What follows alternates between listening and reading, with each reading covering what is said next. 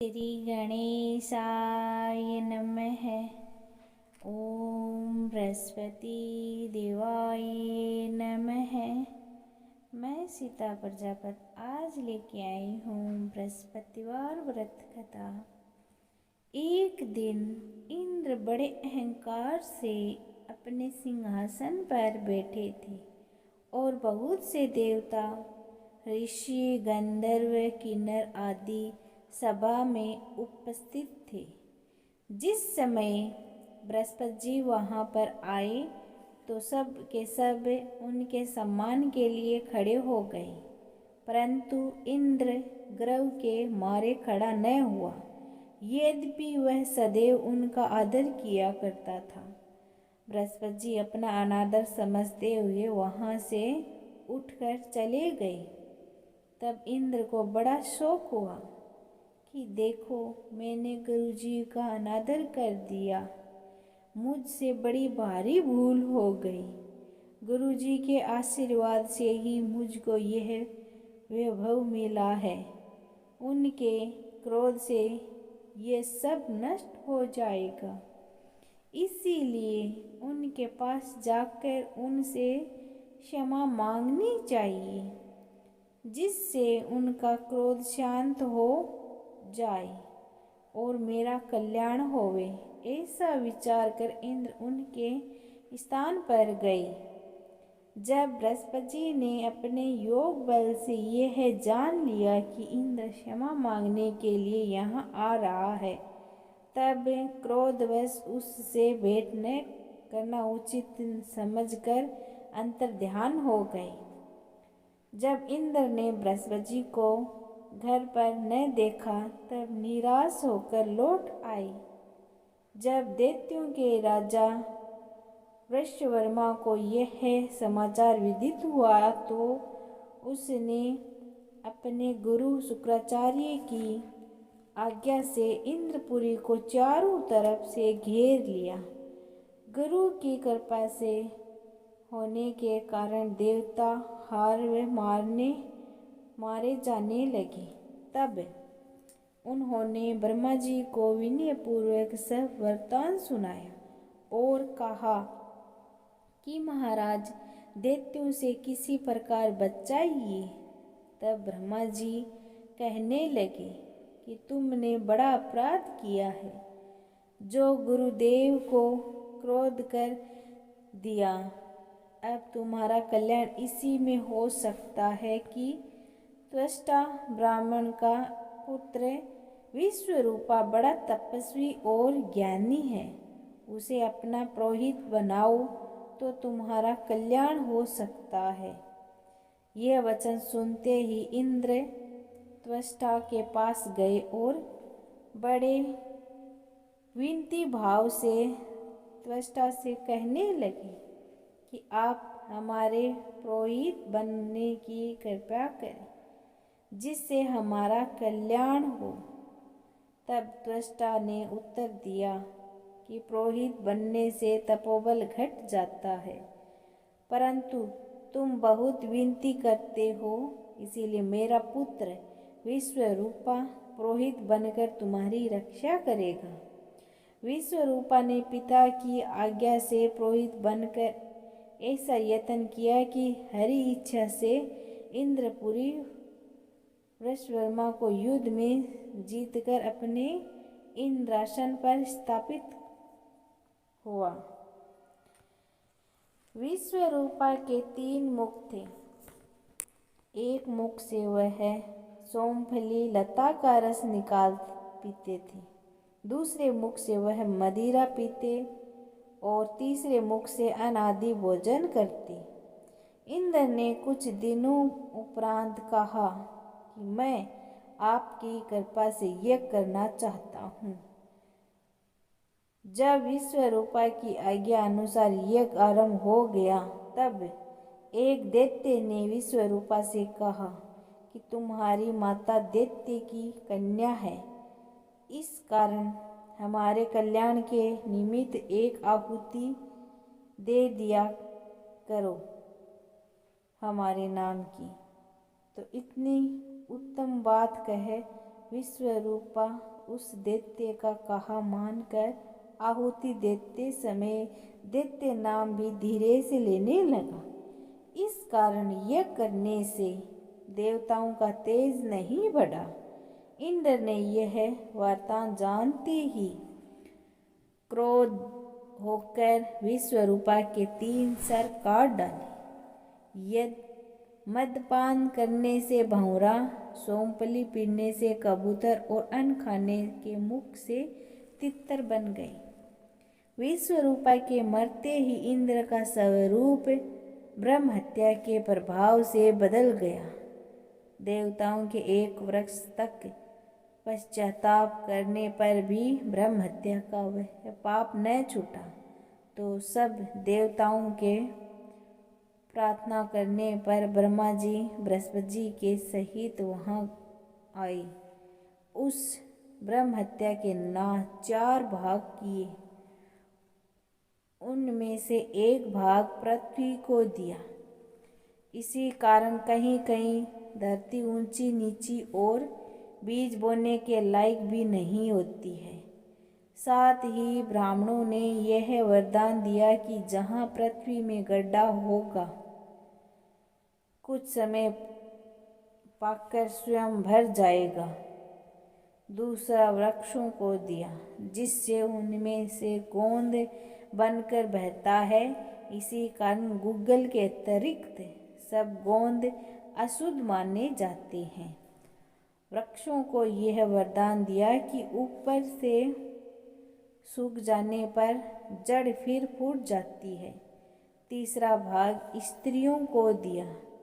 इसी कारण स्त्रियां हर महीने रजस्वला होकर पहले दिन चांडालनी, दूसरे दिन ब्रह्मघातनी, तीसरे दिन धोबनी के समान रहकर चौथे दिन शुद्ध होती है और स्थान प्राप्ति का उसका वरदान दिया गया।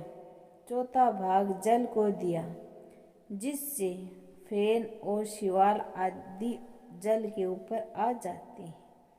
जल को यह वरदान मिला कि जिस चीज में डाला जाएगा वह बोझ के रूप में बढ़ जाएगी। इस प्रकार इंद्र को ब्रह्म हत्या के पाप से मुक्त किया।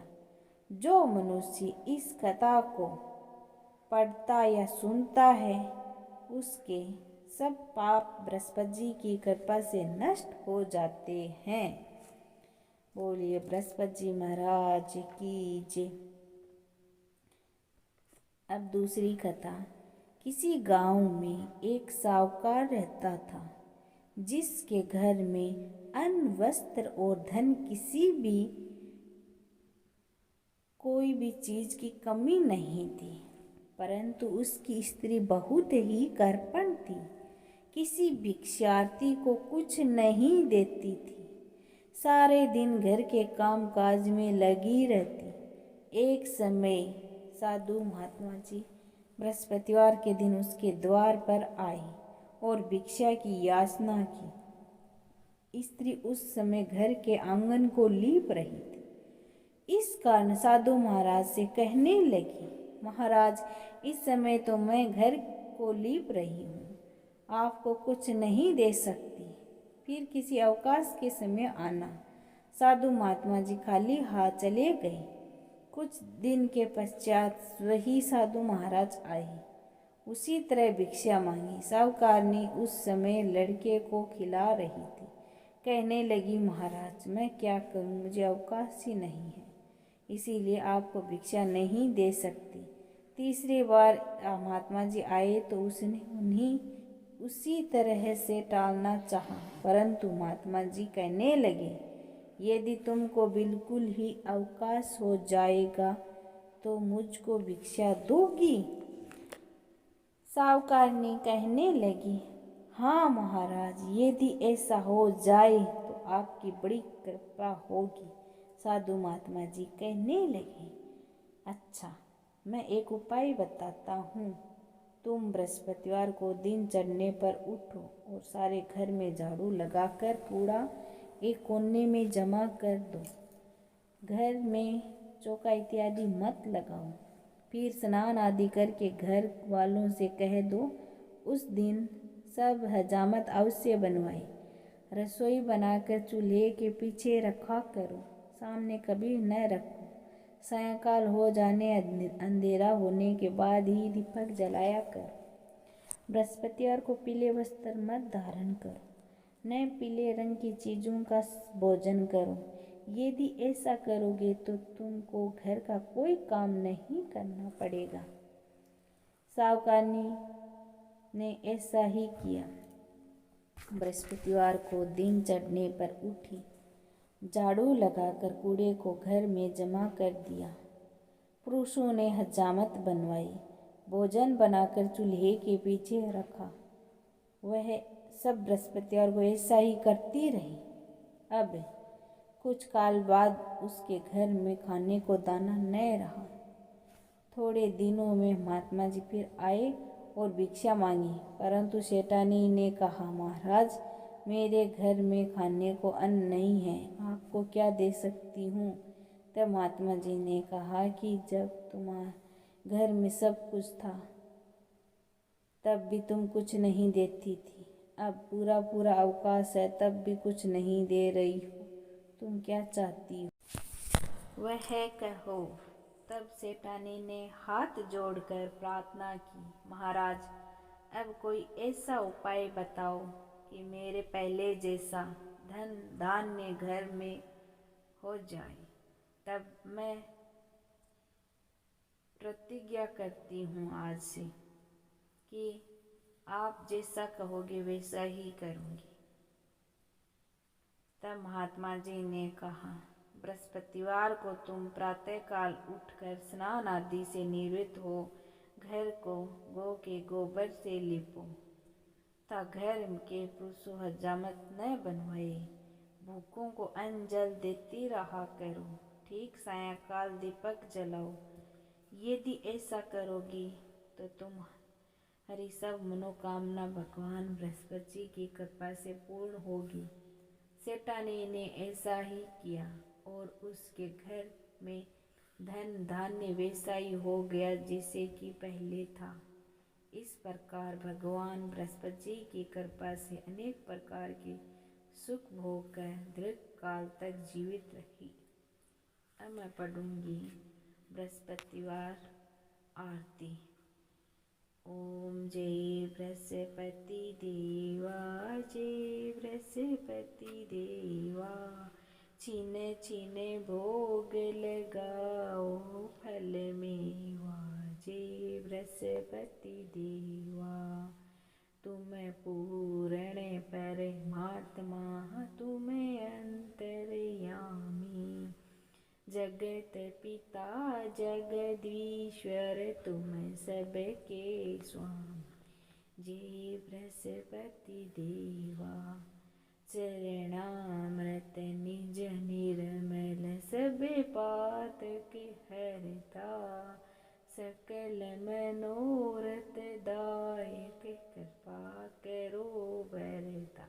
ओम जय बृहस्पति देवा, तन मन धन अर्पण कर, जो शरण पड़े, प्रभु प्रगट तब हो कर, आकर द्वार खड़े।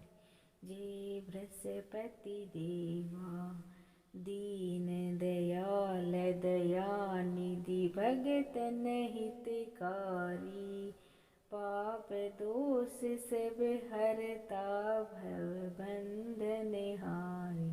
जय बृहस्पति देवा, सकल मनोरथ दायक, सब संशय तारो, विषय विकार मिटाओ, संतन सुखकारी। जय बृहस्पति देवा, जो कोई आरती तेरी प्रेम सहित गावे, ज्येष्ठानंद बंध सो निश्चय फल पावे। जय बृहस्पति देवा। सभी बोलिए बृहस्पति जी महाराज की जय। अगर आपको हमारी ये कथा पसंद आई हो तो लाइक शेयर ज़रूर कीजिएगा।